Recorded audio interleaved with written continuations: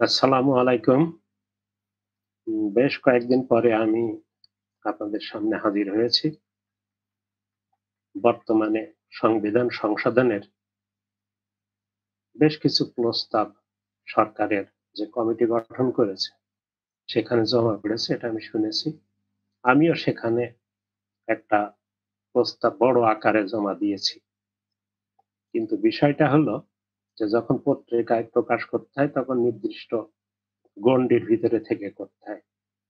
আমি বেশ কয়েকটা পত্রিকাতে বিভিন্নভাবে সময়ে এ বিষয় নিয়ে লেখালেখি করেছি। কিন্তু আমি ভেবেছিলাম যে আপনারা কখন পড়বেন না পড়বেন, আমি যদি আপনাদেরকে আমাদেরই এক শ্রদ্ধেয় সহকর্মীকে নিয়ে বিষয়টা যদি আপনাদের সাথে ডিসকাস করি বা আপনাদেরকে বলি। মূলত আমি বর্তমানে যে সংবিধান সংশোধনের প্রস্তাব আসছে বিভিন্ন জায়গা থেকে আমাদের কমিটির কাছে। তো আমি আমার লেখাগুলো বেশ কয়েকটা পত্রিকায় ভিন্ন ভাবে প্রকাশ করেছিলাম। এই সংবিধান সংশোধন নিয়ে কিছু কথা।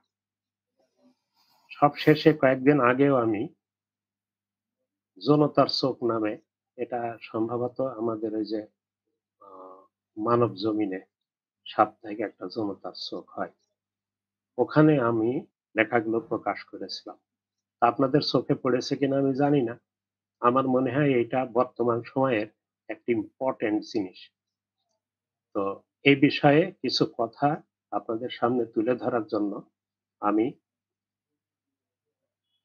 ইউআইইউ মানে university of United International University. United International ইউনিভার্সিটির আমাদের শ্রদ্ধেয় এবং সম্মানিত প্রফেসর ডক্টর মহানউদ্দিনকে এ বিষয়টা নিয়ে আলোচনা করার জন্য আমরা একত্রিত হয়েছি। তো প্রস্তাবগুলো আমি সুনির্দিষ্টভাবে লিখেছি। কিন্তু এই প্রস্তাবগুলো আসলে তো অতটা মনে রাখা সম্ভব হয় না। তবে আমরা পয়েন্ট আকারে দিয়েছিলাম পত্রিকায়। এখন সেখান থেকে নিয়ে কিছু কথা আমরা আপনাদের সামনে তুলে ধরতে চাই। এটা একটা আলোচনায় বলা যায়। এটা একটা ইম্পোর্টেন্ট বিষয় নিয়ে।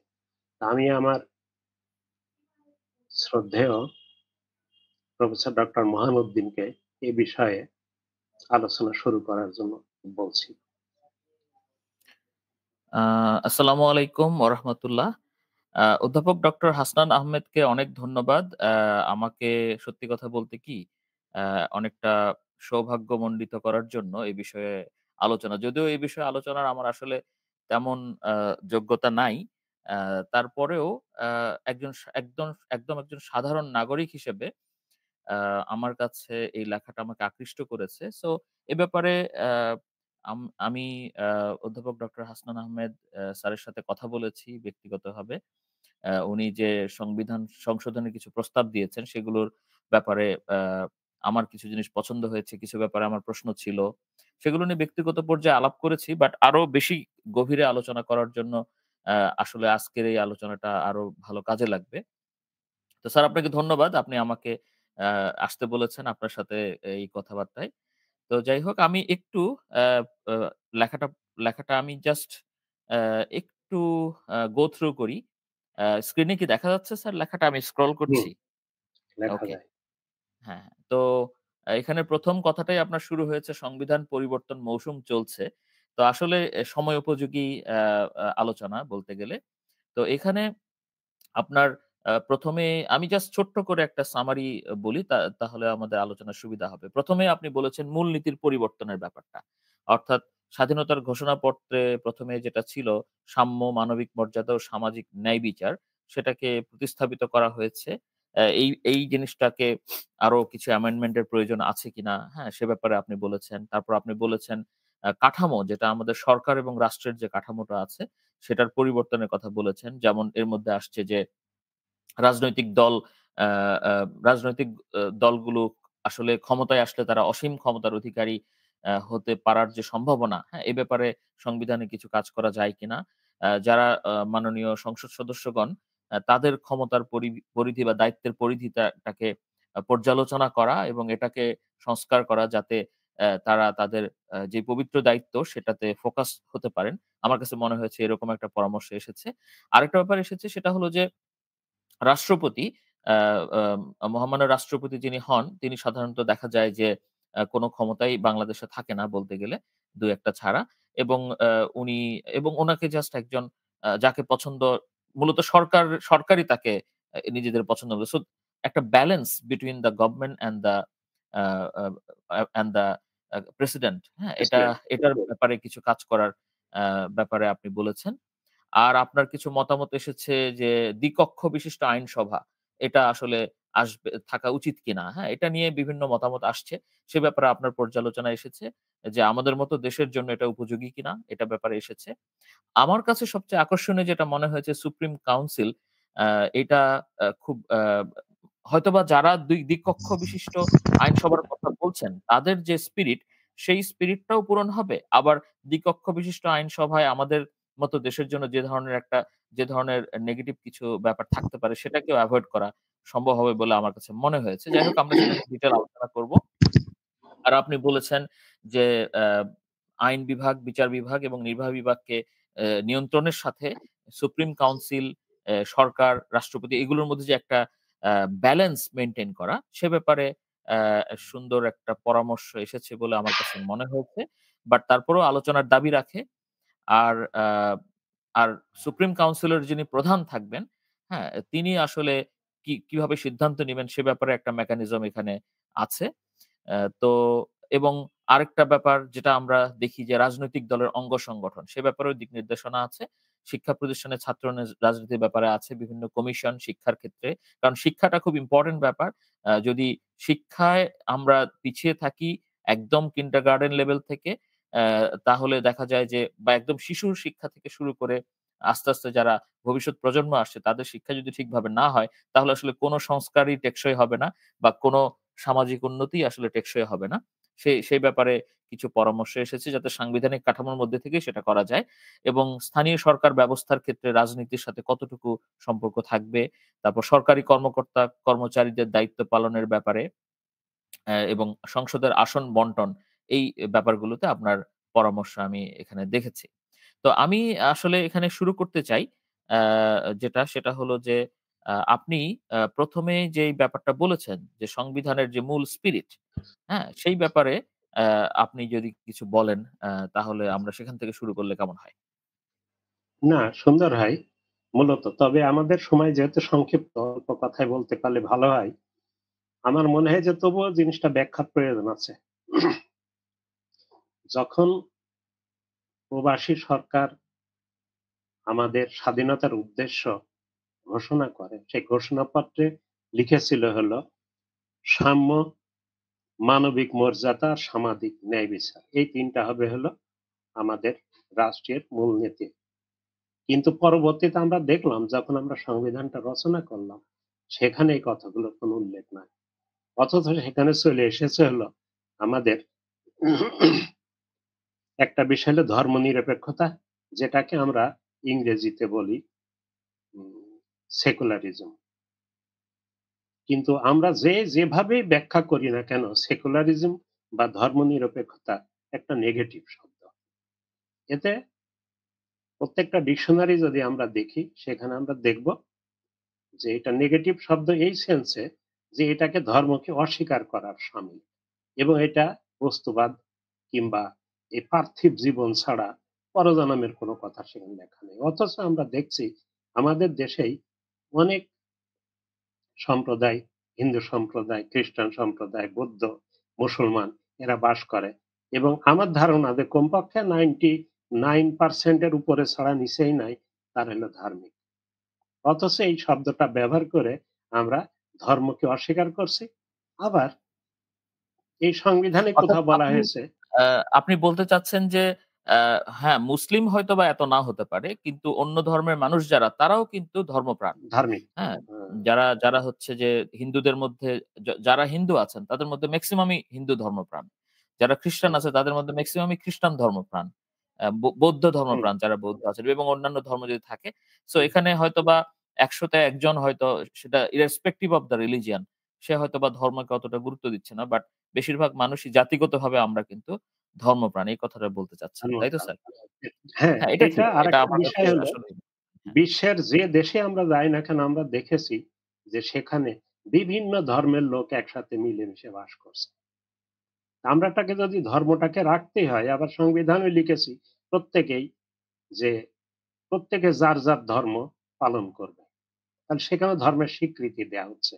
অথচ এখানে আমরা না-বোধক শব্দ ব্যবহার করছি যে এটার নাম আমরা বলছিলাম ধর্মনিরপেক্ষতা। তো আমি বলতে কিন্তু ধর্ম চাচ্ছি নিরপেক্ষতা কি আসলে না বোধক? এটা তো আসলে আমার কাছে হ্যাঁ, মনে হচ্ছে না-বোধক। একটা নিউট্রাল।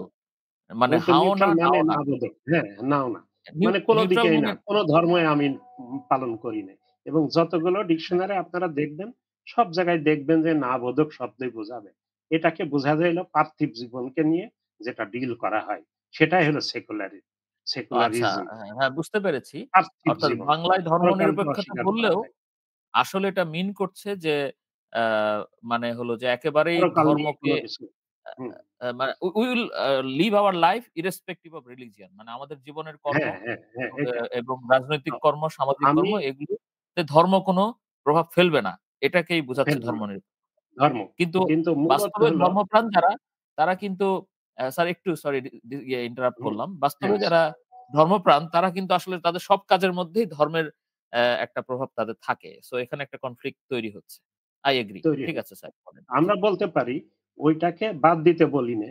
আমি বরং বলি যে ধর্ম বা এই যে সম্প্রদায়, এই যে সম্প্রদায়, এই সম্প্রদায়ও আমরা কি বলছি? সম্প্রদায় কথাটাকে নিয়ে সেটা সম্প্রদায়কে অস্বীকার করার শামিল। আমি কোন সম্প্রদায়ভুক্ত নই। এই সেন্সে আমরা ব্যবসা করে বলছি অসাম্প্রদায়িক চেতনা। আমি তো চেতনা বলি নে, আমি বলি চেতনা। মানে অসাম্প্রদায়িক শব্দটা বলবো কিন্তু চেতনা। আমার কথাগুলো একটু বাঁকা মতো কিছু মনে করেন না। তো আসলে চেতনাটা না বাদ দিয়ে আমরা যদি প্রত্যেক ধর্মের মানুষ এখানে বাস করবে, তাদের স্বাধীনভাবে বাস করতে হবে এবং স্বাধীনভাবে ধর্ম পালন করতে হবে। এগুলাকে যদি আমরা সুন্দরভাবে আন্তরিকভাবে মেনে নিতে চাই, তাহলে এই শব্দ ২ টাকে বিকল্প হিসাবে আমি বলতে চাই যে এখানে বলা যায় যে ধর্ম ও সম্প্রদায় অহিংস। আমরা কেউ কোন ধর্মের প্রতি মানে হিংসাত্মক কোনো মনোভাব নেব না। আমরা ধর্মনিরপেক্ষ শব্দটা বাদ দিয়ে এখানে ধর্ম অহিংস কথাটা বলতে পারি বা সম্প্রদায় অহিংস কথাটা বলতে পারি। তাহলে সবার জন্য সুন্দর হয়। এইটা একটা আরেকটা গণতন্ত্র কথা বলতে চাই। আর এই যে স্বাধীনতার মূলনীতি যখন আমরা ঘোষণা করি সেখানে ছিল সাম্য, মানবিক মর্যাদা এবং অ সামাজিক ন্যায় বিচার। এই ৩ টাকে আবার প্রতিস্থাপন করা যায় বর্তমানে। তাহলে বর্তমানে আমার প্রস্তাব হলো মূলনীতি হবে ৫ টা। একটা সাম্য, মানবিক মর্যাদা, সামাজিক ন্যায় বিচার এবং ধর্ম সম্প্রদায় অহিংসতা আর সবার শেষে হলো গণতন্ত্র।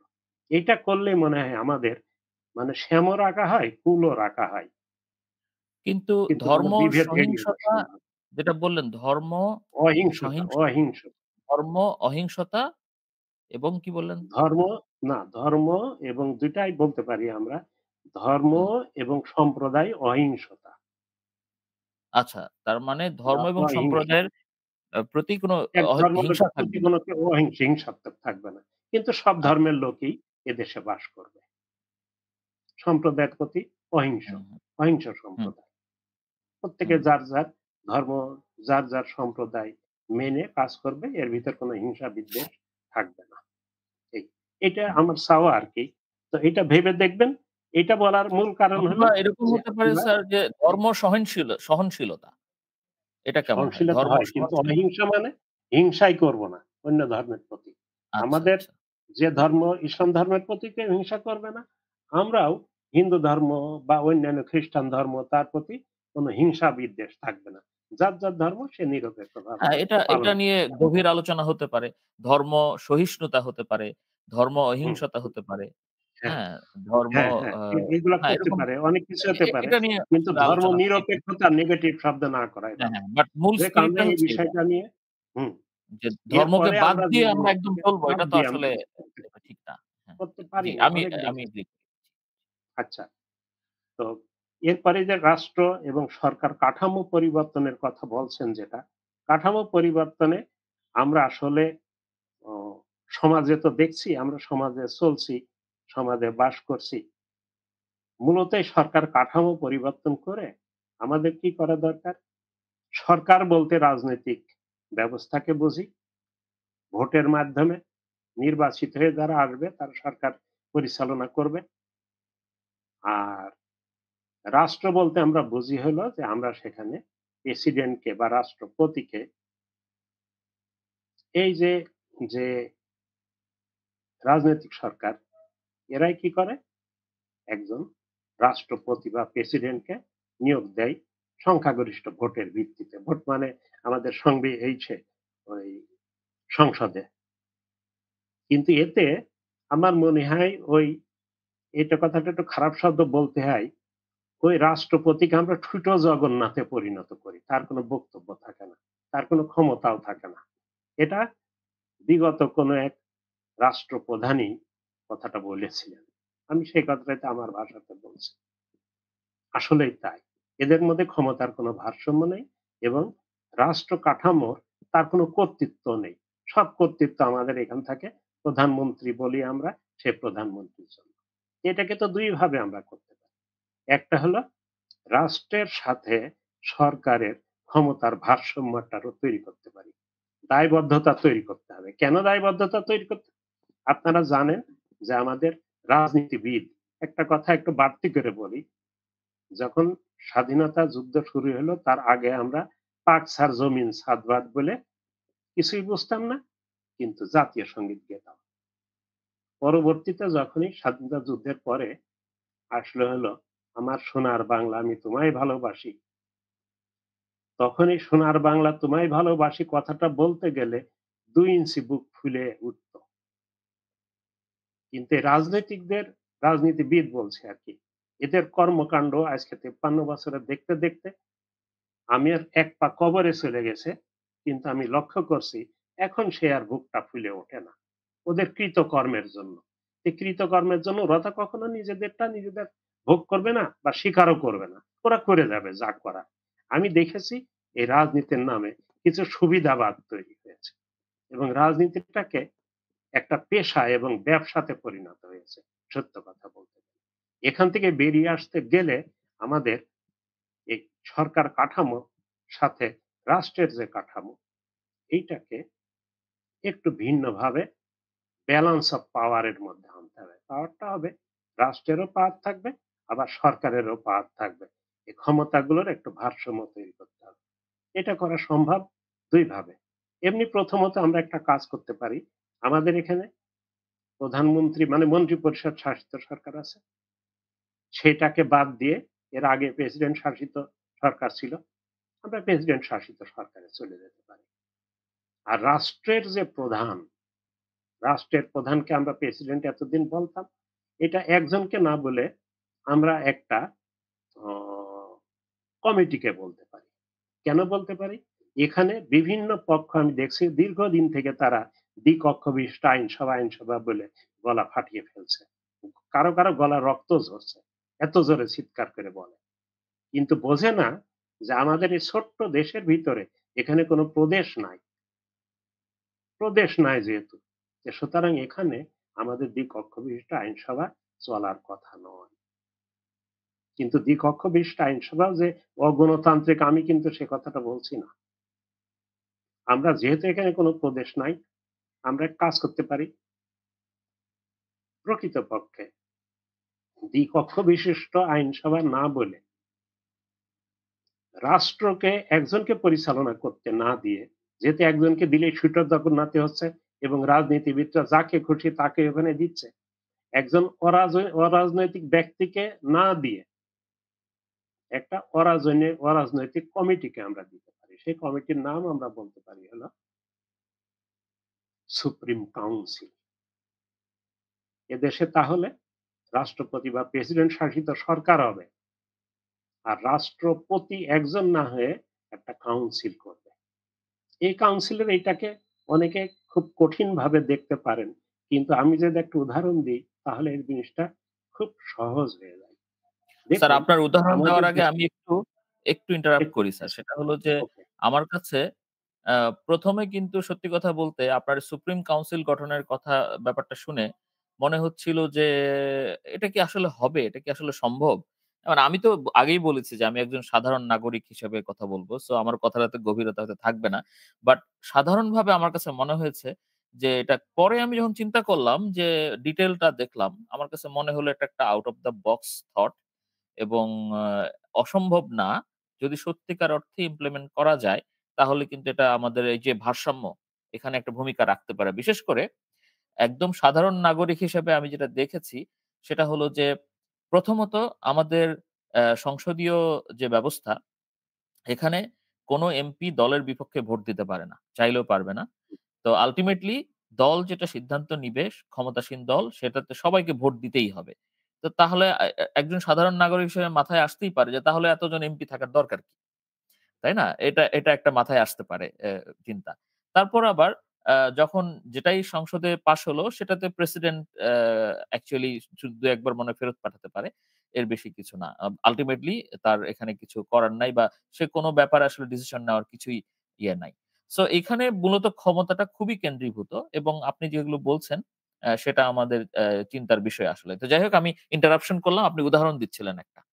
জি, হ্যাঁ, স্যার উদাহরণ বলেন। দিচ্ছিলাম এই ভেবে যে আমি বলতে চাচ্ছি যে এর কয়েকদিন আগে আমাদের বিচারালয়ে একটা রায় দেয়া হয়েছে সুপ্রিম জুডিশিয়াল কাউন্সিল সম্পর্কে। এবং সুপ্রিম জুডিশিয়াল কাউন্সিলের দায়িত্ব শুধু বিচার বিভাগের মধ্যেই সীমাবদ্ধ। তো আমার ওখান থেকে ধারণাটা বা আইডিয়াটা মাথায় এসেছে যে এই ধারণাটাকে যদি আমরা শুধু বিচার বিভাগের মধ্যে সীমাবদ্ধ না রেখে আমরা একটা কাজ করতে পারি। এটাকে বিচার বিভাগ, আইন বিভাগ এবং এটাকে আমরা বলি নির্বাহী বিভাগ। এই ৩ টার মধ্যেও এদের দায়িত্বটাকে আমরা দিতে পারি। এবং সেখানে সুপ্রিম জুডিশিয়াল কাউন্সিল শব্দটা না রেখে জুডিশিয়াল শব্দটা উঠিয়ে দিতে হবে। শুধু সুপ্রিম কাউন্সিল থাকবে। এর কতকগুলো লাভ আছে যেটা আপনাকে বলি আমি দেখুন। একটা হলো সুপ্রিম জুডিশিয়াল কাউন্সিল থাকছে না, তাহলে সুপ্রিম কাউন্সিল হলো। আর সুপ্রিম জুডিশিয়াল কাউন্সিল গঠন করতে গেলে কয়েকজনের মাধ্যমে গঠন করা হয়। আমরা যদি দ্বিকক্ষ বিশিষ্ট আইনসভা না করে আবার ওই যে প্রেসিডেন্ট শাসিত যে সরকার বর্তমানে হচ্ছে তাকে তো ঠুটো জগন্নাথ বানিয়ে ফেলেছি। আবার হুম, একজনকে যদি দিবেন সে তার রাজনৈতিক যে ইজম তার বাইরে সে যায় না কোনো ক্রমে। হুম, দেশ ধ্বংস আর ভালো থাক। এটা তিনি বিবেচনা করতে পারেন না। এটা তার সীমাবদ্ধতা বলা যায়। তাহলে একজনকে না দিয়ে আমরা যদি ধরুন ১৫ থেকে ২১ সদস্য যেটাই করুক না কেন আমাদের সংবিধান বিশেষজ্ঞরা আছে। এই ১৫ সদস্য ধরলাম বা ১৭ সদস্য যদি আমরা হুম, সুপ্রিম কাউন্সিল তৈরি করি হুম, এবং তার দায়িত্ব থাকবে কয়েকটা। একটা থাকবে হলো জুডিশিয়াল যে বিভাগ আছে অর্থাৎ বিচার বিভাগ আছে সেটাকে দেখাশোনা করা এবং এই যে পুলিশ যেগুলো আইন বিভাগ পরিচালনা করে বা আইন বিভাগ আছে সে আইন বিভাগ তারা দেখাশোনা করবে এবং এই যে নির্বাহী বিভাগ দেখাশোনা করবে। এটা দেখাশোনা করা মানে তারাই যে সব কর্তৃত্ব করবে তা নয়।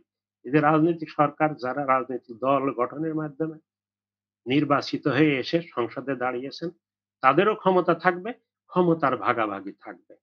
যে সুপ্রিম কাউন্সিল কতটুকু দায়িত্ব পালন করবে, কি, কি জিনিস তারা ওভারসি করবে, ওভারসি মানে তদারকি করবে। আর আমাদের রাজনৈতিক সরকার যেটা সরকার বলি, এটা রাজনৈতিক সরকারই বলতে হবে। এই রাজনৈতিক সরকার কি, কি বিষয়গুলো দেখবে? যাতে রাজনৈতিক সরকার একেবারে স্বেচ্ছাচারীভাবে যা খুশি তাই করবে। আর সবাই সাধারণ মানুষ ভোট দিতে পারলেই মানুষের হাত খালি, আর কিছু কর্তৃত্ব নেই। স্লোগান দেয়া ছাড়া।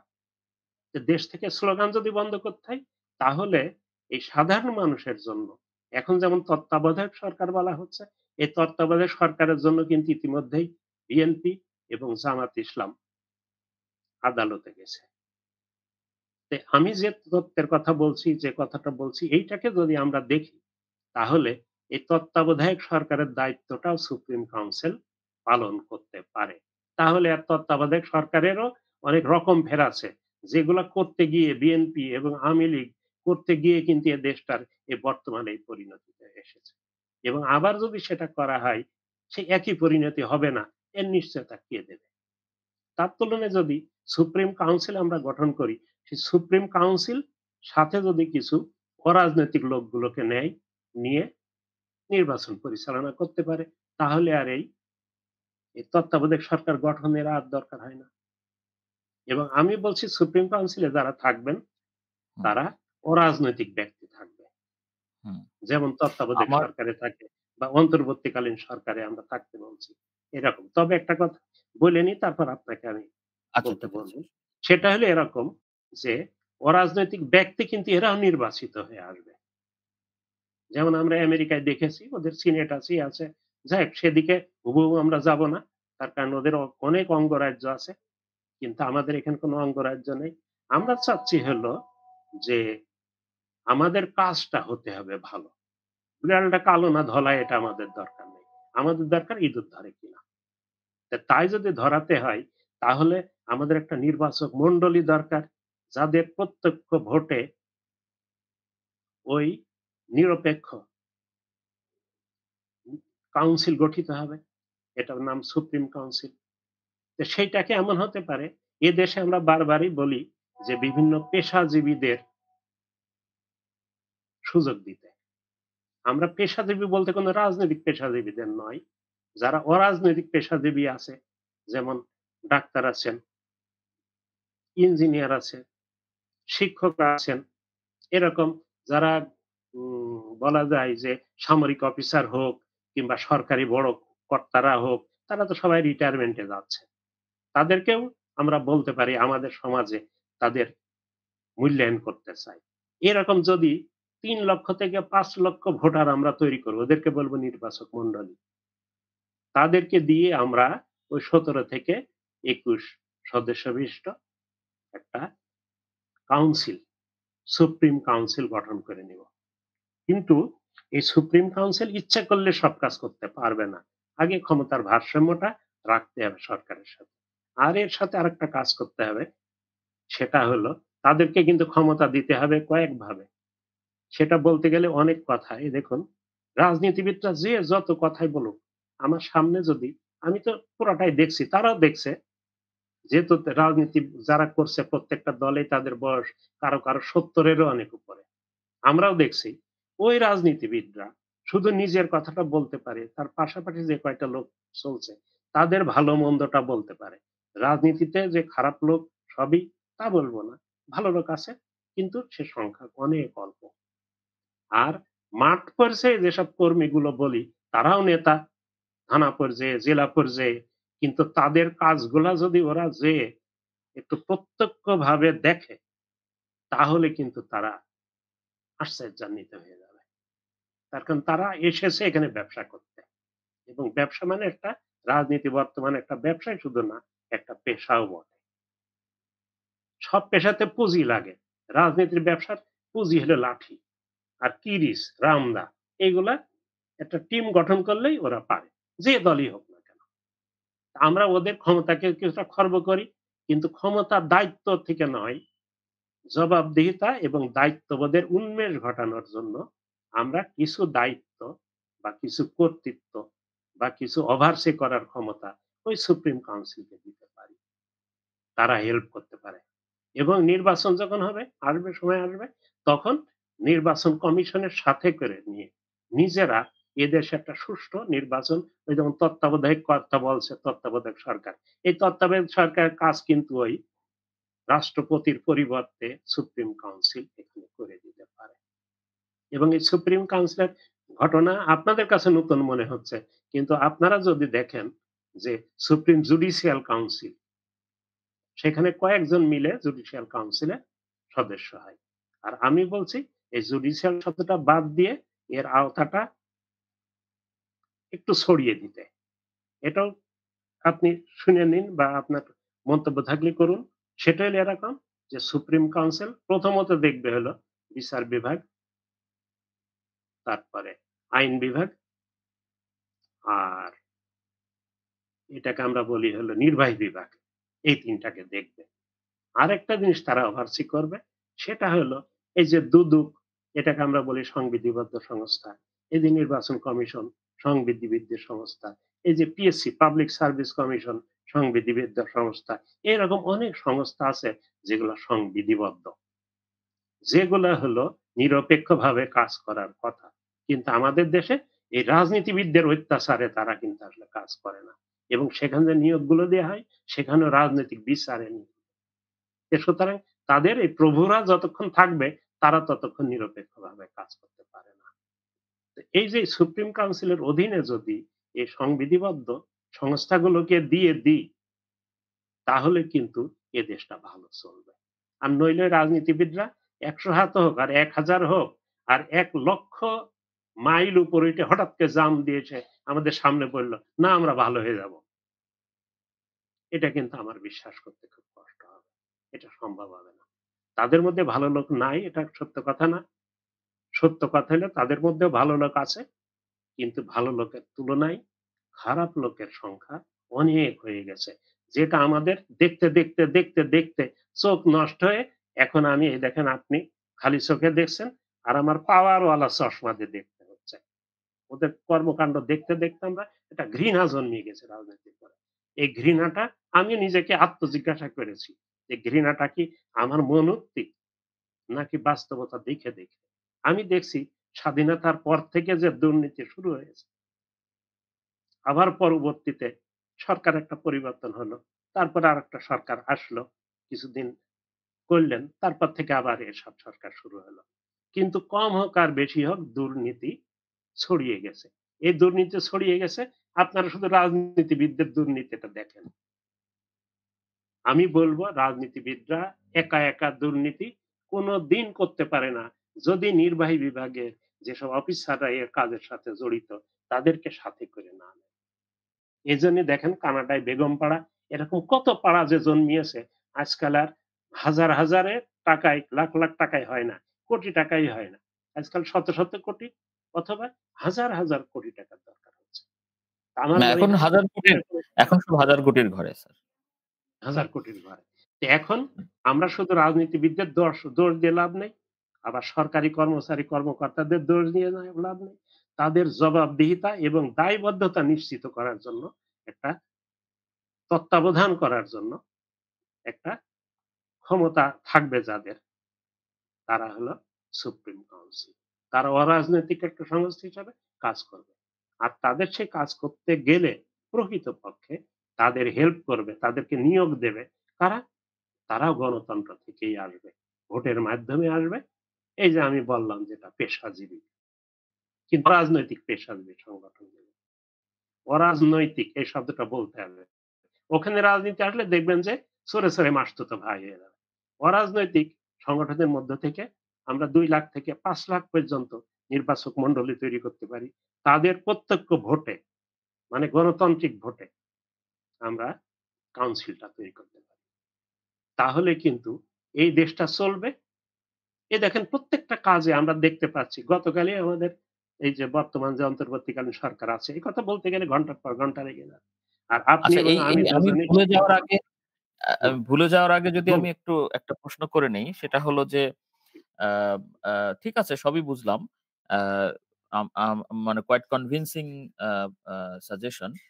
কিন্তু আমার কাছে ২ টা প্রশ্ন আছে এটার উত্তর আপনি দিতে পারেন কিনা? এটা আমার কিউরিওসিটি। সেটা হলো জি, আ আপনি যে বলছেন যে সুপ্রিম কাউন্সিল যেটা, এটার মাধ্যমে ক্ষমতার ভারসাম্য। কিন্তু আমার কাছে কেন যেন মনে হচ্ছে একটা সম্ভাবনা আছে যে আ এ এ এর কারণে আবার আ সরকার স্বাধীনভাবে দেশের জন্য যে কাজ করার ক্ষমতা, হ্যাঁ? সেটা প্রয়োগ করতে পারবে কিনা, হ্যাঁ? কারণ ক্ষমতা তো সবসময় অপব্যবহার হয় তা না। আমরা যেমন রাজনীতিবিদদের ব্যাপারে ফ্রাস্ট্রেশন এটা হয়তোবা সঙ্গত কারণেই হয়েছে।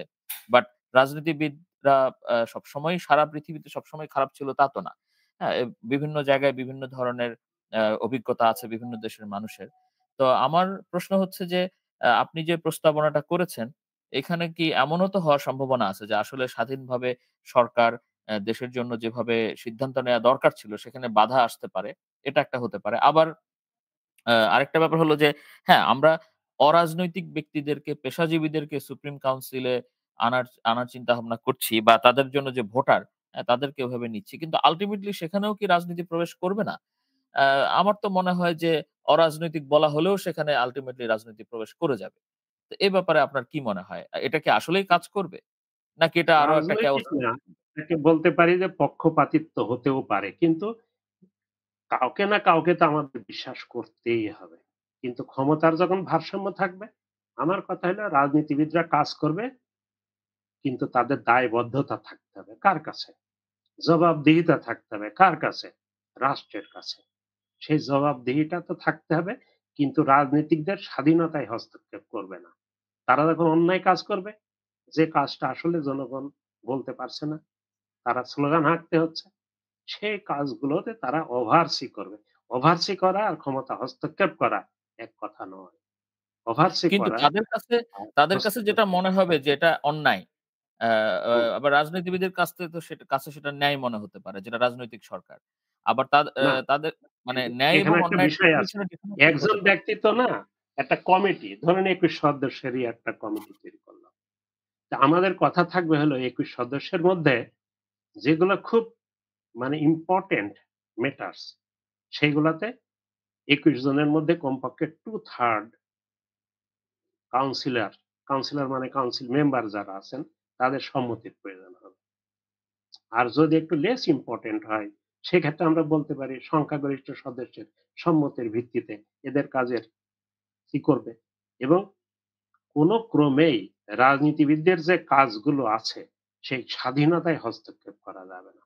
এই কথাগুলো লিখে রাখতে হবে সংবিধানের ওখানে যে ধারা হবে সেই ধারার মধ্যে লিখতে হবে। তার কারণ আমরা কিন্তু চাচ্ছি নিরপেক্ষ কিন্তু একটা যখনই ব্যবস্থা। কিন্তু যখনই আ রাজনৈতিক সরকারের অ্যাপ্রুভাল দরকার হচ্ছে সুপ্রিম কাউন্সিলের কাছ থেকে, তখনই তো সুপ্রিম কাউন্সিলের আসলে হস্তক্ষেপের সুযোগ চলে আসছে। কথাটা হ্যাঁ, বলুন আরেকবার বলুন কথাটা ক্লিয়ার আরেকবার হয়নি। আচ্ছা। কেটে যখনই গেছে। রাজনৈতিক সরকারের কোন সিদ্ধান্তের জন্য সুপ্রিম হুম, কাউন্সিলের অ্যাপ্রুভাল দরকার হচ্ছে, তখনই তো হুম। আসলে সুপ্রিম কাউন্সিলের এক ধরনের হস্তক্ষেপের সুযোগ চলে আসছে, তাই নয় কি? কিন্তু সেটা যদি আমরা লিখে রাখি সংবিধানে যে কোন, কোন বিষয়ের জন্য এরা হস্তক্ষেপ করবে আর এখন যে তার থেকে বেশি হস্তক্ষেপ হচ্ছে সবাই এক তুমি আর আমি, দেবে আর নেবে, মিলিবে মিলাবে, যাবে না ফিরে। যারাই রাজনৈতিক দল তারাই হলো রাষ্ট্রের কর্তা। তাহলে রাষ্ট্র হুম, এবং রাজনৈতিক দলের কোনো পার্থক্য তো নাই। হুম, হুম। ফলে রাজনীতিবিদদের কোনো দায়বদ্ধতা নেই, জবাবদিহিতা নেই। তারা যা খুশি তাই করতে পারে। সেজন্যই না এইটা। এই যে এত লোক মারা গেল, এত কিছু হচ্ছে। আজকে ১৬ টা বছর ধরে, ১৫ বছরে শেষ হয়ে গেল। ১৬ টা বছর ধরে এদেশে বিরোধী দল যে পরিমাণ মানে আন্দোলন করে আসছে এবং তাদের বৈধ আন্দোলন, সঠিক আন্দোলন, জনগণের ভোটাধিকারই নাই। এই যে এইটা যদি আমাদের হ্যাঁ, সুপ্রিম কাউন্সিল থাকতো, তাহলে হ্যাঁ, কোন এটা ঠিক ক্রমেই যে এরা এটা করতে পারত না। হ্যাঁ, হ্যাঁ, এটা ঠিক যে একজন ব্যক্তি বা গুটি কয়েক ব্যক্তির ইচ্ছামত সবকিছু চলার চাইতে বরং ২১ জন বা ১৭ জনের আ আ তবে এখানে ডিফাইন করে দেয়া যাইতে পারে যে ডিফাইন আসলে করতে হবে। হ্যাঁ, কোন ব্যাপারে তাদের অ্যাপ্রুভাল দরকার জি, হবে। জি, সব জি, ব্যাপারে জি। করতে গেলে কিন্তু আসলে দেশ চলবে না, না। না, তখন না। দেখা যাবে দেশ চলবে না। উল্টা দেশ chaos চলবে লেগে না। গেছে। অর্থাৎ আর ক্ষমতার হ্যাঁ। ভারসাম্য থাকতে হবে। কিন্তু ক্ষমতার এমন যদি ভারসাম্য। হয় সুপ্রিম কাউন্সিলে যারা আছে বা তাদের যারা ভোটার তাদেরও তো রাজনীতি করার ইচ্ছা জাগতে পারে, তাই না? তো না, সেই তখন তারা ক্ষেত্রে ওখান থেকে পদত্যাগ করে ওই হ্যাঁ, রাজনৈতিক দলে এসে নাম লিখাবে। আরেকটা ব্যাপার আমি বলতে পারি এর ভিতরে। রাজনৈতিক দলে যারা রাজনীতি করবে এখন কি করে? কোন রাজনৈতিক দলের কোন ছোটখাটো একটা নেতা একটা বড় রকমের অপরাধ করে ফেলল। মানুষ মেরে ফেলল। বা মানে ব্যাপকভাবে দুর্নীতি করল। এইটাকে দেখানোর জন্য আমরা কি করি? তাকে শোনার সাথে, সাথে পত্রিকায় বিজ্ঞপ্তি দিয়ে, বিবৃতি দিয়ে তাকে দল থেকে বহিষ্কার করা হয়। এগুলো আমার দেখা চোখে দেখছি আমরা। আপনারাও দেখছেন। ওটা একটা যেহেতু ইউনিভার্সিটি অনেক করেছি। ক্ষেত্রে লোক দেখানো হয়, লোক বাস্তবে বহিষ্কার দেখানো। করা হয় না। হ্যাঁ। বরং তাকে পরে আরো মনে, পরে মনে, প্রমোট মনে, করা মনে হয়। তাকে নিয়েই দেখবেন যে মিটিং করবে, মিছিল করবে, পাশে বসিয়ে হ্যাঁ, বক্তৃতা দিবে। দিয়ে, দিয়ে, দিয়ে, বরং দিয়ে তাকে একসময় আর ভবিষ্যতে আরো কেউ বড় জানে না কাজে পড়া লাগানোর ইশারা চিন্তাভাবনা করা ভোটে হয়। দাঁড়িয়ে বড় কাজে লাগানো যায়। হুম, তিরিশ রামদানি দৌড়াদৌড়ি করতে পারে। কিন্তু হুম। যদি আমাদের কাউন্সিল থাকে ওখানে, কাউন্সিল মানে যে সুপ্রিম কাউন্সিল, তাহলে কিন্তু এই কাজগুলো করতে পারবে না কিভাবে জানেন? রাজনীতিবিদরা রাজনীতি করবেন, কিন্তু রাজনীতি কাদের নিয়ে করবেন? ভোট নিবে সাধারণ লোকের।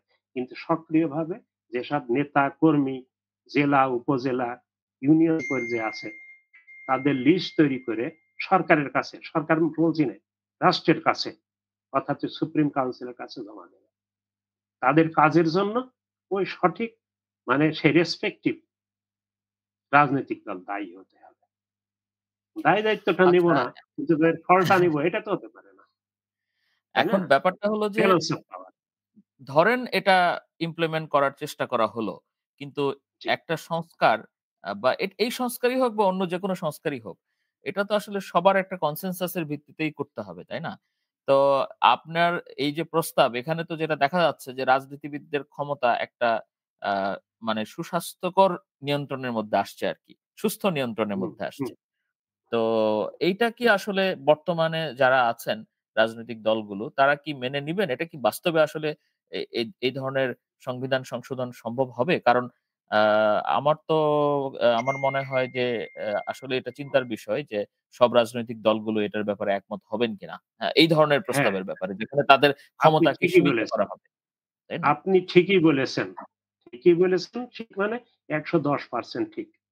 তার কারণ রোগী কখনো যদি বলা যায় যে তোমার গলায় একটা বড় ফোঁড়া হয়েছে, ওইটা অপারেশন করতেই হবে। সে কিন্তু ইতস্তত করবে। একজন ৳১,০০,০০,০০০ এক জায়গা থেকে পাচ্ছে। যদি বলা হয় ৳১,০০,০০,০০০ আপনার দেয়া যাবে না। আপনি এখানে ৳৫০,০০,০০০ আরেকজনকে দিতে হবে। উনি কিন্তু ইতস্তত করবেন। দিতে চাবেন না। এটা মানুষের কি বলবো এটা? মানে একেবারে ও তাদের স্বভাবজাত প্রবৃত্তি। কোন কাজ আছে যেগুলা ওই রাজনীতিবিদদের কথা মতো চলে তো আমরা দেখলাম ৫৩ বছর এদের দেউলিয়া হওয়ার অবস্থা। এখন আমাদের কোষাগার যেটা আমি বলি হাঁড়ি, এই কোষাগার চাটতে চাটার দল কথাটা বলতেন হলো আমাদের দেশের উম শেখ মুজিবুর রহমান। আমি এর সাথে একটা কথা যোগ করেছি, হাঁড়ি চাটার দল। চেটে শেষ করে ফেলেছে। এখন আমাদের ইকোনমির অবস্থা, আপনিও বিজনেসের লোক, আমিও বিজনেসের লোক। মোটামুটি এগুলো বুঝি। তারপরে আমার প্রফেশনাল অ্যাকাউন্টেন্ট এবং এগুলো আমাদের নখদর্পণে। বর্তমান যে এই সরকার এটা যে চালিয়ে যাচ্ছে, যে পরিমাণ ঋণ, তার সেই ঋণের কিস্তি দিতে হচ্ছে। কিস্তির ভিতর সুদই বেশি। এই টাকাগুলো কোথায় থেকে এসছে? এখন এরা সংগ্রহ করছে। কিন্তু খেয়েছে কে? এই যে আমরা বলছি জিনিসের দাম কমছে না। কি ওই ইউনূস সরকার কি তার চেষ্টার কোনো ত্রুটি করছেন?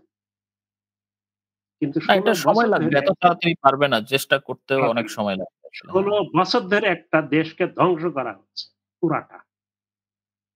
সেখানে কোনো কর্তৃত্ব নেই। মানে কোনো কিছু নেই মানুষের। সাধারণ মানুষের কোনো কর্তৃত্ব নেই। ধ্বংস করা হচ্ছে। আর ইউনূস সরকার আসার পরে আমরা বলব, "এই আজ রাতের ভিতরে একটা আলাদিনের চেরাগ কিনুন। কিনে এক ফু দিয়ে আপনি এদেশ সুন্দর করে দিন।" টাকাটা আসবে কোথা থেকে? সব তো চলে গেছে। এই কথা বলতে গেলে এইগুলো নিয়ে এই যে বাজেট আলোচনায় আমাদেরকে এটা ডাকা হয় প্রায়, যেহেতু আমি প্রফেশনাল। সেখান থেকে যে প্রস্তাবগুলো দিই, আমি গ্যারান্টি দিয়ে বলতে পারি যে আমরা কিছু প্রস্তাব দিব। এদেশের আগে আমরা শুনতাম যে ৭০% কাজ হয় আর ৩০% টাকা যে হোক আমরা মেরে খেটে খাই এ ধরনের খারাপ কথা না বলে বলি যে সিস্টেম লস হয়। এখন ওইটা উল্টি হয়েছে কি ২০% টাকার কাজ হয় আর ৮০% টাকা পকেটে চলে যায়। এই পকেটে শুধু রাজনীতিবিদদের দোষ দিয়ে লাভ নাই। আমাদের বিচার বিভাগ না এটা এটা খারাপ একটা বিশাল শোনাবে যদিও নেটওয়ার্ক। এটা স্যার সবাই জানে বিশাল এখন। নেটওয়ার্ক জি, এটা এবং সবাই আইন জানে। বিভাগ হুম। এবং সবচেয়ে নির্বাহী বিভাগ। এরা ভাগ বাটারা করে সবাই ওই যে দেবে আর নেবে মিলিবে মিলাবে যাবে না ফিরে। সবাই আমরা ওই অপেক্ষায় বসে থাকি। এটা মিথ্যে এটা কথা ৫ই না। আগস্টের আগে তো হচ্ছিলই। আমি বলছি। তারপরে আবার একটু থমকে গেছিল। এখন আবার হচ্ছে। আমি নিজেও এখন শুরু হবে বাস্তবে আবার, দেখছি বিভিন্ন শুরু জায়গায় হবে। আমাদের বিভিন্ন কাজকর্ম শুধু করতে গেলে এই আবার শুরু হচ্ছে আস্তে, অন্তর্বর্তী আস্তে। সরকারটাকে সরতে দিন। আবার সেই পুরাদমে শুরু হবে। তারা হয়তো ১২০% করেছে। নতুন যারা আসবে আমরা জানি না কে আসবেন। তারা হয়তো ৫০ ভাগ ৬০ ভাগ করবে। তার কারণ আগের ওরা করেছে আর এরা তাদেরকে দেখে ট্রেনিং নিয়েছে, শিখেছে। সেগুলো এখন প্র্যাকটিস শুরু করবে। এটা তো আমাদের তো চোখের এখন সামনে হচ্ছে। এখন জি, মূল কথা হলো যে আমাদের কাছে পরিষ্কার অ্যাবাউট দ্য ইমপ্লিমেন্টেশন চ্যালেঞ্জেস। হ্যাঁ? তো ধরেন এই প্রস্তাব আপনার যে সংবিধান সংশোধনের যে প্রস্তাব এগুলো আ বেশ যেটাই হোক সবাই আলোচনা করে হয়তোবা একটা মডিফাইড ভার্সন বা এটাই হোক আ অ মানে অথবা অন্য একটা প্রস্তাবই হোক। যেকোনো প্রস্তাবই হোক সেখানে যদি রাজনীতিবিদদের ক্ষমতা ব্যালেন্স করার যে একটা চিন্তাভাবনা থাকে সেটার ক্ষেত্রে ইমপ্লিমেন্টেশন চ্যালেঞ্জেস এর ব্যাপারে মানে এটা আসলে বাস্তবিক ইমপ্লিমেন্ট কিভাবে করা সম্ভব? আপনার কি মনে হয় আদৌ সম্ভব? বাস্তবে যদি আদৌ হ্যাঁ, সম্ভব হ্যাঁ। হয় তাহলে কিভাবে সম্ভব? এটা আমার ১ম মনে হয় হলো এটাই আমাদের ভা শেষ আলোচনা হইতে পারে। ১ম হলো ভালো লোকগুলোকে নিয়োগ দিতে হবে। যদি আমার এই হাতে খারাপ কিছু হয়, ক্যান্সার হয়, হাতটাকে ১ম এ কেটে ফেলে দিতে হবে। এইটাকে যদি দ্বিধাদ্বন্দ্ব করি আমি, তাহলে আমার শরীর কিন্তু বিপন্ন হবে। এইটা আমাদের রাজনীতিবিদরা বুঝতে চায় না। আমরা শুধু পক্ষপাতিত্বই করি নিজেদের। নিজেদের লোক তখন বসাবো, কি করব? এবং আপনি জানেন যে এখন রাজনীতির এই পদেরও কেনা-বেচা হয়। কাউকে পদে দেবে, ভোটে দেবে, সেগুলো সব কেনা-বেচা হচ্ছে। এগুলো কেবল দেখলাম, কিছুদিন আগেই দেখেছি। এতদিনে দেখতে, মানে দেখতে, এখন আমরা দেখতে বলতে পারি বললাম না? হচ্ছিল। এখন তো আর হচ্ছে না। কিছুদিন আগে হচ্ছিল। পরে আবার হবে হয়েছিল। কিনা সেটা অন্য ব্যাপার। হবে কিনা? এটা অন্য ব্যাপার না। এটা ধরে নিন, এটাকে আমি আপনি ম্যাথমেটিক্স এ ভালো। প্রবাবিলিটি এনালাইসিস এ যান। আমার দরকার নেই কথা বলার, আপনার দরকার নেই। ম্যাথমেটিক্যালি কম্পিউটার দিয়ে প্রবাবিলিটি এনালাইসিস করুন। কি বলে এটা? যাই হোক এই একই বিষয় নিয়ে বেশি কথা বলতে গেলে অনেক কথা চলে আসবে। আমি বলতে চাচ্ছি যে একজন রাষ্ট্রপতি না তৈরি করে ওখানে একটা কাউন্সিল তৈরি করলে এইটার অনেকটা ভারসাম্য চলে আসে এবং এই রাজনীতিবিদ মানে সরকারের সাথে রাষ্ট্রের ক্ষমতারও ভারসাম্য নিয়ে আসতে হবে। কিন্তু একজনের পরে রাষ্ট্রপতি বানিয়ে তাকে অনেকের ক্ষমতা দিলে সে সব আবার একটা একজনের হাতে ক্ষমতা চলে যাবে। ভারসাম্য থাকবে না। সেইজন্যই বলছি যে এইটা হইতে ২১ জন বা ১৫ জন সদস্যের সম্মিলনে যদি আমরা করতে পারি তাহলে এটা ভালো চলতে পারে। একজনের তুলনায় ১৫ টা মাথা ২০ টা মাথা অনেক ভালো। এইজন্যই এটা বলছি। এবং তাদেরকে ওই কেউ নিয়োগ দেবে না নিয়ে তারও একটা গণতান্ত্রিক প্রক্রিয়া। আমরা বললাম যে অরাজনৈতিক বিভিন্ন এখানে সংগঠন আছে যাদেরকে আমরা কি বলি? পেশাদার সংগঠন। সে পেশাদার সংগঠন অরাজনৈতিক তাদের মধ্য থেকে আমরা নির্বাচক মণ্ডলী বা ভোটার সংক্ষেপে বলা যায়। তাদের দিয়ে তৈরি করতে পারি। আরেকটা বিষয় হলো ওই যে এইটা যদি আমরা করি এবং আমরা রাজনীতিবিদদের সঠিক কাজ যখন করবে তাদের কিন্তু স্বাধীনতা দিতে হবে। তার কারণ তারা তো জনগণের ভোটে নির্বাচিত। যে তাদেরকে তো আমরা অস্বীকার করতে পারি না। যখনই তারা নিজের কাজ নিজে করবে এবং সেটা বিকৃতভাবে করবে, দেশের ক্ষতি করে করবে, তখনই ওই কাউন্সিল তাদেরকে আটকাবে, নইলে নয়। এগুলো তো আমাদের লেখালেখির ব্যাপার। আমরা সেভাবে না, না আওতাটাকে সেটার জন্য আরো সীমারেখা তৈরি ইনোভেটিভ করতে পারি। মেকানিজম আসতে পারে। এটার মধ্যেই আরো মেকানিজম ইনোভেটিভ মেকানিজম আসতে পারে। এটাই তো আর আসতে সব পারে। না আমরা কি এত আরকি। সংক্ষিপ্ত আলোচনায় বলতে পারছি নে। অনেক আলোচনায় না করে আমি ৮-১০ পৃষ্ঠা হবে এরকম একটা দিয়েছি পক্ষে এবং বিপক্ষে উভয়ই দেখিয়ে সেটা ওই কমিশনের কাছেই দিয়েছি। তবে সেটা এখন সংস্কার বলতে কমিশন, পারছি না। সংবিধান আমি তো সংস্কার কমিশন। সংক্ষিপ্তভাবে সংবিধান সংস্কার কমিশন ও দিয়েছি। আচ্ছা। জি। কিন্তু সাধারণ মানুষ তো এটা বুঝবে না যে আমি কি দিয়েছি। এজন্য আমি সংক্ষিপ্ত আকারে কয়েকটা লাইনে কয়েকটা পত্রিকাতে দিয়েছিলাম। বিভিন্নভাবে, বিভিন্ন সময়ে। আর এখন আমি এইটার আলোকেই আপনাকে সাথে নিয়ে এই জিনিসটাকে তুলে ধরতে চাচ্ছি যে এটা যাতে মানুষ জানুক যে এরকম কিছু করলে মানুষ তৈরি করেছে অসম্ভবকে। আবার এই মানুষই কিন্তু সবকিছু সম্ভব করছে। অন্য কোনো প্রাণী করছে না। চাঁদে গেলে মানুষ যাচ্ছে, মঙ্গল গ্রহে যাওয়ার চেষ্টা করলে মানুষ যাচ্ছে। কম্পিউটার আবিষ্কার করে কি করছে? একটা চিপসের মধ্যে কত কি বলবো গিগাবাইটের তথ্য রেখে দিচ্ছে। ছোট্ট একটা চিপসের। মানুষের পক্ষে কি না সম্ভব? আর এত সুজলা সুফল একটা দেশ, এটা আমাদের চোখের সামনে ধ্বংস হয়ে যাবে। আরেকটা কথা বলব।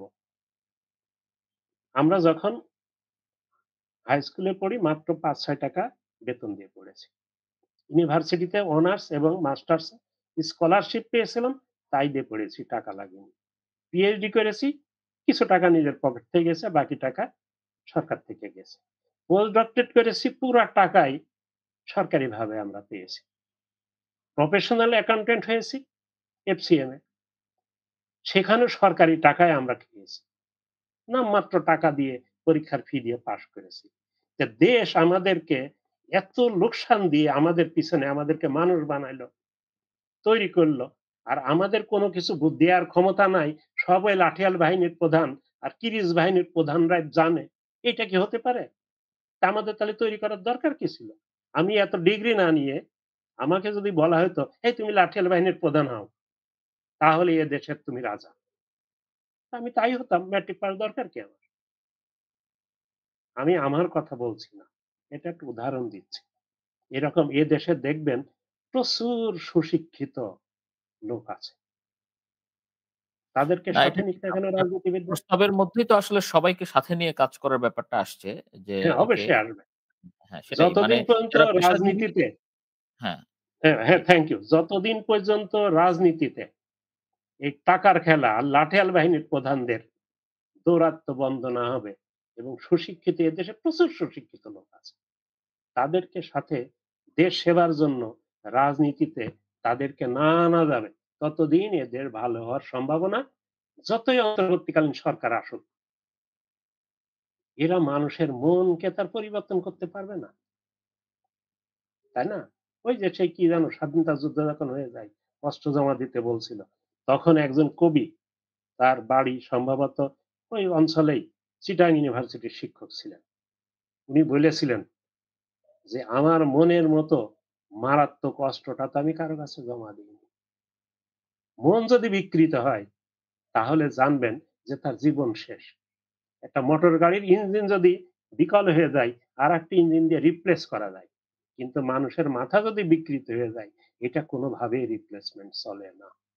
দুর্নীতিগ্রস্ত লোককে কোনোদিন ভালো পথে আনা যায় না।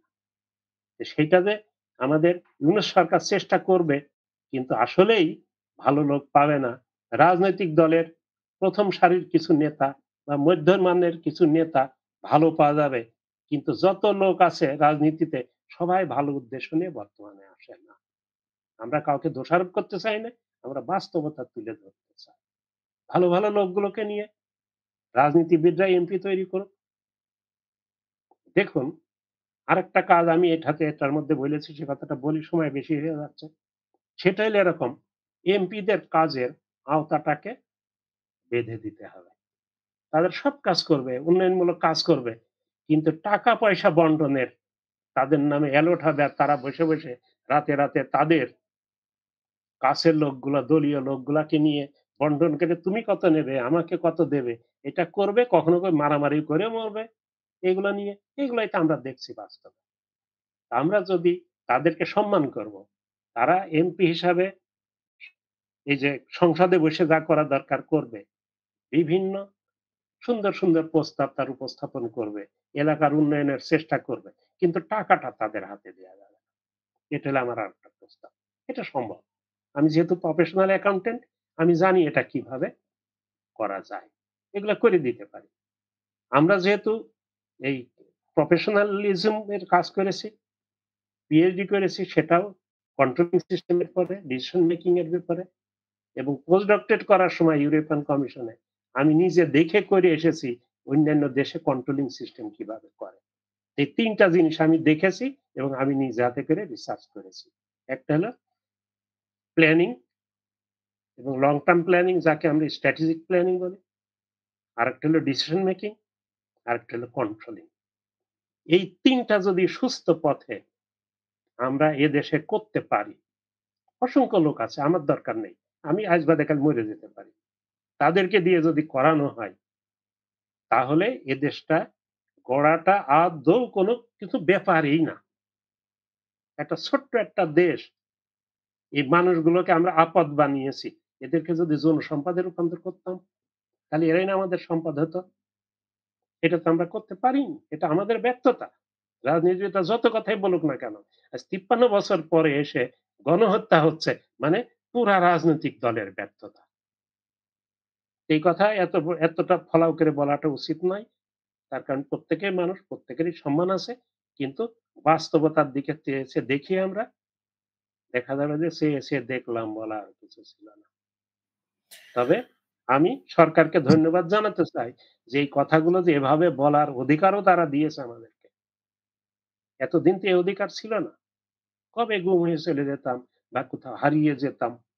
বহুবার বহুভাবে করা হয়েছে। আমি আশা করব যে আমরা যে প্রস্তাবগুলো আপনি এখানে উল্লেখ করেছেন, আরেকটা বিষয় এখানে বলি, এই যে আমাদের লোকাল গভর্নমেন্ট, স্থানীয় সরকার। আমরা কিন্তু জীবনে দেখেছি স্থানীয় সরকার হলো অরাজনৈতিক। সেটার মধ্যে যেই রাজনীতি করবে, ওরা তো রাজনীতিকে শুধু রাজার ঘরে নেই। একেবারে রান্নাঘর, বিয়ের হাট, গরুর হাট, কুরবানির হাট পর্যন্ত রাজনীতি ছড়িয়ে দিয়েছে। এর ফলে গ্রাম এলাকায় সাধারণ মানুষের নিষ্পেষণ চরমভাবে বেড়ে গেছে। শুধু যে দল যখন আসে তাদেরই লোকজন কিছু সুবিধা পায় আর ওদের পকেট ভারী হয়। তো এই যে কদাচিৎ, কদাচিৎ তো বলবো না, বিকৃত রাজনীতি থেকে, তথাকথিত রাজনীতি থেকে উদ্ধার পেতে গেলে আমাদের স্থানীয় সরকার অরাজনৈতিক হতে হবে। তারা সমাজসেবী হবে, প্রত্যেকটা মানুষকে সমান চোখে দেখবে। যে রাজনৈতিক ভাবে আসে তখন তার লোক ছাড়া অন্য লোক কার ভালোভাবে দেখবে। আমরা রাজনীতি করে যদি চেষ্টা করি যে রাজনীতি যেটা দেশ সেবা, যেটা সমাজ সেবা, সেইটার জন্য যদি আমরা করি তাহলে আমাদের স্থানীয় সরকারকে অবশ্যই অরাজনৈতিক হতে হবে, সবার জন্য সমান। বেছে বেছে রাজনীতি হবে। আমি এদেশের প্রায় ১৯টা রিসার্চের কাজ করেছি পুরা দেশ ঘুরে ঘুরে। প্রত্যেক গ্রামে গঞ্জে থেকে মাসের পর মাস যেয়ে থেকে দেখে তাদের ইন্টারভিউ নিয়ে তারপর আমি কথা বলছি। আমি মুখস্থ বিদ্যা বলছি না। আমি প্র্যাকটিক্যাল। এগুলা যদি কেউ চ্যালেঞ্জ করতে আসে, আমি চ্যালেঞ্জ করতেও প্রস্তুত। যে তারা বুঝুক এবং তারা সঠিকভাবে যদি একটা কথা বলি, আমাকে আবার কেউ যেন রাজাকার বলে গালি দিয়েন না। সেটা হলো ইসলামের, আমি যদিও ইসলাম অত বুঝি-টুঝি না। কিন্তু প্রধান হাদিসটাকে আমরা বলি হলো কি? কোন হাদিস? এটাকে আ কি বলে? আছে। এটা ওই হাদিসের ১ নম্বরের কথাটা হলো উদ্দেশ্য। উদ্দেশ্য। যে কাজই করা হোক না কেন, উদ্দেশ্য যদি মহৎ হয় তাহলেই সে কাজটা সুন্দরভাবে হয়।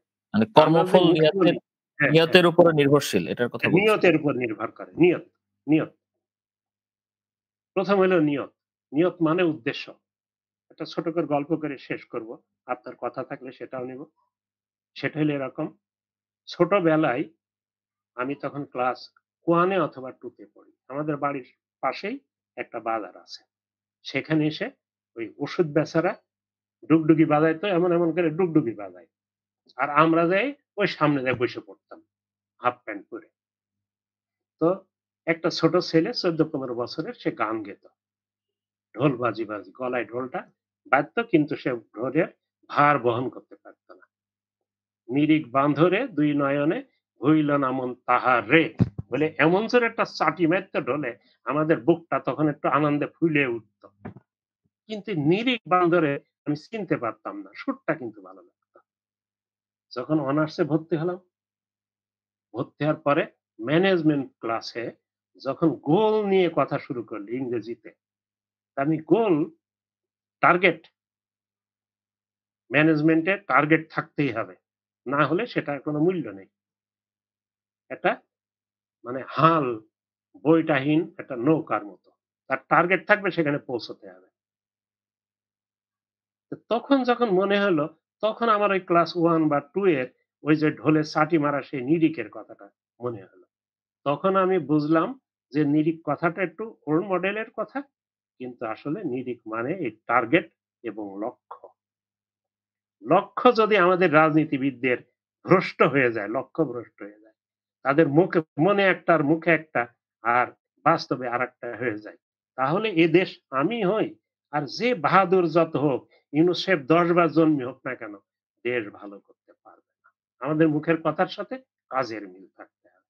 আমরা যদি মনে করি যে আমরা রাজনীতি করি দেশের স্বার্থে, জনস্বার্থে, জনগণের সেবা করার জন্য, সমাজের সেবা করার জন্য, দেশের উন্নয়ন করার জন্য, এটা মনে যেমন থাকবে বাস্তবেও তেমন। এবং এইটাকে শুধু মুখে, মুখে বলে তো হবে না। হেদায়েত করে লাভ নেই। যার যে স্বভাব দোষ, না যায় কখন, হাজার কষেতে ভুল, না হয় মাখন। এটা কে বলেছে জানেন? মুন্সি মেহেরুল্লাহ আছে না? উনার সময়ে আচ্ছা। একটা লোক তার নাম বানু মোল্লা। তো বানু উনি একটা মোল্লা। লিখেছেন বানু মোল্লার শায়েরি। আমি ওইটা আমাদের বাড়ির পুরনো লাইব্রেরিতে ঘাঁটতে, ঘাঁটতে একদিন এটা পেলাম। তো উনি যে কথাগুলো বলেছিলেন জীবন থেকে নেওয়া। জীবন থেকে নেওয়া একটা সিনেমা দেখেছিলাম। হুম, হুম। এই বানু মোল্লার শায়েরিতে যে বলছে যার যে স্বভাব দোষ না যায় কখন হাজার কষেতে গোল না হয় মাখন। আমরা ঘুরে ফিরে যত কথাই বলি আমাদের এই আদর্শগত দিক থেকে নীতিবান লোক যদি সুশিক্ষিত লোক যদি দেশপ্রেমী লোক যদি না রাজনীতিতে আসে আমাদের রাজনীতি কোনোভাবেই চলবে না। তা আমরা যত করে চিৎকার করি, যতই গলা ফাটাই, আমি যতবারই মরি আর যতবারই বাঁচি। This is the grim reality of our society, of our country. এটাকে বুঝতে হবে। আমি অতি সংক্ষেপে কথাগুলো বললাম। কিন্তু আমরা যেহেতু শিক্ষক মানুষ, ইনফরমালি কথাগুলো বললাম। আপনাদের কারো কিছু মনে করার কিছু নেই। আমি যেটা বলেছি সেটা আমার জীবনের বাস্তবতা থেকে বলেছি। জীবনে মৃত্যু শয্যায় যেকোনো সময় যেহেতু জীবন ভাটিতে চলে গেছে, এখন যেকোনো সময় মেঘে ঢেকে যেতে পারে অথবা জীবনের প্রাকৃতিক নিয়মে সন্ধ্যা ঘনিয়ে আসবে। এইজন্যই এভাবে বলা। যে জীবনে তো এত টাকা সরকারের খরচ করে কিছুই করতে পারলাম না। কিন্তু আমরা যদি কোনোভাবে বলার সুযোগ দিত, এটা নিশ্চিতভাবে এত সুন্দর একটা দেশ, এত যেখানে যেকোনো জায়গায় শস্য একটা দানা ফেলে রাখলেই সেটা গজিয়ে ওঠে। সারা বিশ্ব তো আপনি বা আমি ঘুরতে, আপনিও তো মনে হয় বিদেশে লেখাপড়াই শুধু করেননি। সেখানে হ্যাঁ, শিক্ষকতাও আমাকে করেছেন বিভিন্ন। আমাকে আমি যখন শিক্ষকতা করি তখন বিদেশের একজন সে আসলে বাংলাদেশে কিছু এক্সপোর্ট করতে চায় আরকি। এটা একটু অন্য প্রসঙ্গে আসছে তো একটু বলি। হুম, তো আমি বললাম যে, "ওকে আমি হেল্প করব। আপনি কি এক্সপোর্ট করতে চান?" তো সে বলল যে সে আসলে মাটি এক্সপোর্ট করতে চায়। মাটি মানে হচ্ছে যে ওদের দেশে যেটা আচ্ছা, হয় আচ্ছা। যে ফসল ফলানোর জন্য আলাদা মাটি কিনে এনে তারপর জমিতে দিতে হয়। তারপরে সেখানে ফসল ফলাইতে হয় আরকি। ধান হোক বা যেটাই হোক। তো ওরা আ এটা বলতেছে যে, "তোমাদের দেশে তো অনেক ধান তোমরা চাষ করো সুতরাং নিশ্চয়ই এটা ডিমান্ড হবে।" তো আমি বললাম যে, "আমাদের দেশে কেউ কখনো মাটি কেনে না।" সে বলল যে, "না, না তুমি ভালো করে খোঁজখবর নাও।" তো আমি তাকে কোনভাবে বুঝাইতেই পারলাম না যে আমাদের দেশের মাটিতে এমনিতে ফেললেই হয়। হ্যাঁ, যেটুকু ফার্টিলাইজার দেওয়া লাগে সেটা তো সব জায়গায় দেওয়া লাগে। বাট হুম, অন্তত মাটি আমাদের কিনতে হয় না আরকি। তো সুজলা সুফলা। আসলে এখানে শুধু মাটিই না। এখানে আমি তো শিক্ষক, আপনিও শিক্ষক। আমরা দেখি আমাদের যারা ছাত্রছাত্রী আছে, এরাও ওই মাটির মতোই উর্বর। আমাদের মাটি যেরকম উর্বর, হুম, সেরকম উর্বর। এটাকে যদি শুধুমাত্র আমাদের দেশটা একটু সুন্দরভাবে শিক্ষা ব্যবস্থা থেকে শুরু করে সবকিছু যদি একটু বিদেশে যত ফ্যাসিলিটিস এর যদি অর্ধেকও থাকতো আমাদের দেশে, তাহলে এই একেকটা যে কি মানে একেকটা যে কি সোনার মানুষ সোনার ছেলে গড়ে উঠত। হ্যাঁ, হয়ে উঠত। তো জানি না এটা জনসম্পদ। স্রষ্টারই ইচ্ছা কিনা। হ্যাঁ, সম্পদ মানে অনেক মূল্যবান সম্পদ হয়ে উঠতে পারত। অনেকে আমাদের দেশে অনেকে আছে তো যারা বিদেশে গিয়ে অনেক ভালো করছে অন্যদের তুলনায়। তো যাই হোক আমরা আসলে অনেকক্ষণ হয়ে গেল। আমি একটু যদি দুটো কথা বলি সেটা হলো যে আমি আসলে এত আত্মত্যাগের পর এত কিছুর পরে একটু আশাবাদী হইতে চাই। আসলে রাজনীতির ব্যাপারে যেটুকু নেগেটিভ চিন্তাভাবনা বা ফ্রাস্ট্রেশন আমি বলব আমাদের মধ্যে এসেছে সেটা কিন্তু আসলে সেই সময়গুলোতেই হয়েছে যেখানে আ সত্যিকার অর্থে নির্বাচন ঠিকমতো হয়নি অথবা গণতন্ত্র ঠিকমতো কাজ করেনি অথবা সরকার কাঠামো ঠিকমতো কাজ করেনি। এগুলোর কারণেই দুর্বৃত্তায়ন হয়েছে বিভিন্ন সময়ে বিভিন্ন রাজনৈতিক দলের মধ্যে, সরকারের মধ্যে। তো সেগুলোই আসলে আমাদের মধ্যে ফ্রাস্ট্রেশন গুলো নিয়ে আসছে। তো আমরা যদি সত্যিকার অর্থে আ এই এই সময় যে একটা পরিবর্তনের সময়, এই সময় যদি সঠিক একটা পরিবর্তন সুষ্ঠুভাবে ইমপ্লিমেন্ট করতে পারি, তাহলে দেখা যাবে যে আসলে এই কথাগুলো আর থাকবে না। এই যে ধরেন আ আ মানে হ্যাঁ, কোন জায়গায় কোন স্তরে রাজনীতির দেখা যাচ্ছে লাঠিয়াল বাহিনীর প্রধানের কথা আমরা বলছি। অথবা বলছি যে টাকা মেরে খাওয়া, দুর্নীতি ইত্যাদি, ইত্যাদি। এগুলোই কিন্তু একমাত্র না। রাজনীতিবিদদের অনেক সুন্দর, সুন্দর ইতিহাস আছে। তারা অনেক ভালো, ভালো কাজ করে। এই ভালো কাজ করার মানুষগুলো অথবা একই মানুষ যে হয়তো ভিন্ন একটা পরিবেশে, ভিন্ন একটা সিস্টেমে অনেক ভালো কাজ করত। কিন্তু দলে ভিড়ে গেছে, এখন স্রোতের মধ্যে গিয়ে এগুলোর মধ্যে ঢুকে যেতে হচ্ছে। তো এই ভালো জিনিসগুলো মানুষ রাজনীতিতে আসলে আছে। হ্যাঁ, হ্যাঁ। এগুলো কিন্তু আসলে ঠিক হয়ে যাবে আমার মনে হয় যদি আমরা সত্যিকার অর্থে এ এটা আপনার প্রস্তাব হোক বা আরেকজনের প্রস্তাব হোক অথবা একটা হাইব্রিড হোক। বিভিন্ন প্রস্তাব তো আসছে সংস্কার কমিশনের কাছে। তো নিয়তের উপর নির্ভরশীল নিয়ত যদি ভালো থাকে, তাহলে সেই নিয়ত এবং যদি এটা কোনো আনডিউ ইনফ্লুয়েন্স না থাকে, তাহলে আশা করি যে একটা ভালো সংস্কার হবে এবং সংবিধান সংশোধন সেভাবেই হবে যাতে আমাদেরকে আর ভবিষ্যতে কখনো এই রাজনৈতিক দলের ব্যাপারে হোক বা সরকারি কর্মচারীদের ব্যাপারে হোক বা স্থানীয় সরকারের ব্যাপারে হোক বা শিক্ষকদের ব্যাপারে হোক বা জেনারেশন জেড এর ব্যাপারে হোক বা যেটা সবার ব্যাপারেই হোক, কারো ব্যাপারে আমাদের আসলে তখন আর ফ্রাস্ট্রেটেড হতে হবে না। এটা আমরা আশা করতে পারি। এটা আশা করে মনে হয় আমরা শেষ করতে পারি। অনেকক্ষণ সময় হয়ে গেল। আমরা নিশ্চয়ই আরেকদিন আবার বসবো। আ আমরা চাইলে। তবে কি বলেন? আরেকদিন না আমি চাচ্ছি যে আমরা যেহেতু সরকারি লেখাপড়া শিখিয়েছি, এদেশের মানুষের টাকায় আমি লেখাপড়া শিখেছি। আমার মতো শুধু আমি তো শিখিনি। এরকম এদেশে হাজার, হাজার লোক পাওয়া যাবে যারা লেখাপড়া শিখেছে। তবে আমি বলব যে তাদের মধ্যে আবার ২ ধরনের লোক আছে। একটা হলো একটু দুর্নীতিগ্রস্ত আর অধিকাংশ লোকই ভালো। তাদেরকে বেছে, বেছে নিয়ে যদি আমরা কাজ করতে পারি তাহলে এদের গড়ে তোলা গ্যারান্টেড গ্যারান্টি দেওয়া যায় যে ৭ টা বছর সময় পেলে এদের গড়া কঠিন কিছু না। এই ধৈর্যটুকু আমাদের থাকতে হবে এবং প্রত্যেকটা রাজনৈতিক দল তারা যদি দেশকে ভালোবাসে, তারা সবাই মিলে শুধু দোষ ধরার জন্য না কারো, সবাই মিলে যদি একসাথে হতে পারে, যেমনটি আমরা স্বাধীনতা যুদ্ধে হয়েছিলাম। তখন আমরা দেখেছিলাম সামষ্টিক স্বার্থ, দেশের স্বার্থ। যে আমরা সেখান থেকে ফিরে দলীয় স্বার্থ বা ব্যক্তির স্বার্থের দিকে চলে এসেছি, তখন আমাদের দেশটা ধ্বংসের দিকে চলে গেছে। আমরা যদি আবার সবাই মিলে একত্রিত হয়ে রাষ্ট্রীয় স্বার্থ, দেশের স্বার্থ দিকে দেখা শুরু করি, নিজেকে স্যাক্রিফাইস কিছু করতে হবে। তাহলে এ দেশ উঠতে বেশি সময় লাগবে না। এটা সত্য কথা। আমি একটু ক্ষমা চেয়ে নিব, যারা হয়তো আমার কথায় বেশি আমি রাগারাগি করি তার কারণ আমার জীবনের অস্ত, জীবন সূর্যের অস্তের গান। ফলে এখনো যদি ভালোটা না দেখে যেতে পারি, যে কি করা যাবে? আসলে সবচেয়ে অসুবিধে ওই রবীন্দ্রনাথের আরেকটা কবিতার কথা মনে পড়ছে। ফাল্গুন রাতে দক্ষিণা বায়ে কোথা দিশা খুঁজে পাই না। যা পাই তা ভুল করে পাই, যা চাই তা পাই না। যা পাই তা চাই না। তো আমাদের এই অবস্থায় দেখা দিয়েছে, এই হতাশা যেন আমরা কাটিয়ে উঠতে পারি। এইটা আল্লাহ তাআলার কাছে আমরা দোয়া চাই। যে আমাদের প্রত্যেকের মনকে পরিবর্তন করে দিক। আমরা সম্মিলিত স্বার্থ নিয়ে সামনের দিকে এগিয়ে যাই এবং সম্মিলিতভাবে যদি কাজ করতে পারি একমত হয়ে, তাহলে এ দেশ গড়া কোনো ক্রমেই কঠিন হবে না এবং সে উম কি বলবো? সে দোয়া আমরা করি এবং আল্লাহ তাআলা আমাদেরকে সে তৌফিক যেন দান করেন। এটাই বড় কথা। সবাইকে ধন্যবাদ। আমরা একদিন বলে না, আপনাকে আবার আমি বিরক্ত করব বা আপনি আমাকে বলেন। আমরা বসে যতদূর পারি, যত কথা পারি মনের কথাগুলো বলে আমরা মানুষের কাছে শুনিয়ে যেতে চাই। তার কারণ আমরা রাজনীতিবিদ নই। ওই মাইকের সামনে দাঁড়িয়ে চিৎকার করে কথা বলাটা অভ্যাস না। আমাদের অভ্যাস একটাই যে আমরা ক্লাস নিতে গেলে ১.৫ ঘন্টার কম হয় না। এমবিএ লেভেলে ক্লাস নিতে গেলে ৩ ঘন্টার কম হয় না। এজন্য কখনো, কখনো একই কথা বলি। এটা শুনে যেন আমাদের শ্রোতামণ্ডলী বিরক্ত না হন। আমাদের কথা শুনেন, সেটা মানতে হবে তা নয়, কিন্তু একটু ভেবে দেখেন। এটাই আমাদের হ্যাঁ, আশা করি সবাই বিনীত আ ও এইসব জিনিস ক্ষমাসুন্দর দৃষ্টিতে দেখবেন এবং আ দেখবেন, আ যে কথাগুলো সত্যিকারের যে কথাগুলো নেওয়ার মতো আ সেগুলো তারা নেবেন। নিবেন এবং সমর্থন করবেন। তো তাহলে এটাই। আজকে শেষ করি। জি, জি, ধন্যবাদ সালাম আপনাকে। অনেক কথা আপনাকে শুনেছেন। অনেক ধন্যবাদ আমাকে সালাম আলাইকুম। সুযোগটা দেওয়ার জন্য। জি, সালামু আলাইকুম। ওয়ালাইকুম আসসালাম।